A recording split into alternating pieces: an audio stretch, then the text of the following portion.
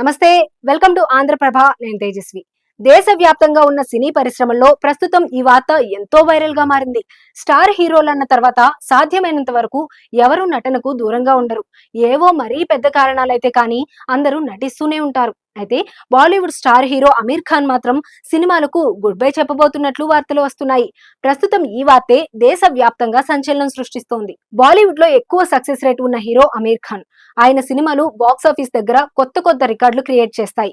ప్రస్తుతం అమీర్ ఖాన్ కెరీర్ కూడా పీక్స్ లో ఉంది.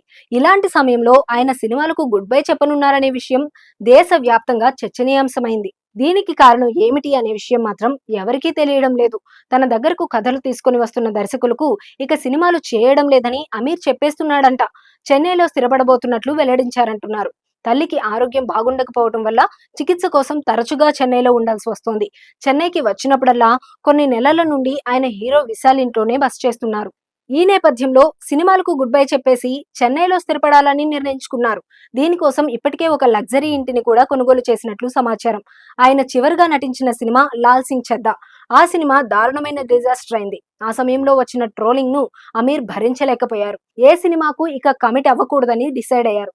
ఇండస్ట్రీలో ప్రస్తుతం ఈ వార్త సంచలనంగా మారింది. ఎంతో టాలెంట్ కలిగిన అమీర్ ఖాన్ లాంటి నటుడు సినిమాలు మానేస్తున్నారని తెలుగులోని అభిమానులు షాక్ అవుతున్నారు. అయితే ఇదంతా ఫేక్ న్యూస్ అంటూ కొందరు కొట్టిపారేస్తున్నారు. కానీ అమీర్ ఇంతవరకు ఒక్క సినిమా కూడా ఒప్పుకోలేదని, ప్రేక్షకుల అభిరుచులు మారుతుండటంతో ఏ కథ చేసి ఒప్పించాలా అనే సందిగ్ధంలో ఉండిపోయారని, దీనికన్నా సినిమాలకు దూరంగా ఉంటేనే మంచిదనే నిర్ణయాన్ని అందుకే తీసుకున్నారని సమాచారం. ఇందులో వాస్తవం ఎంతో తెలియాల్సి ఉంది.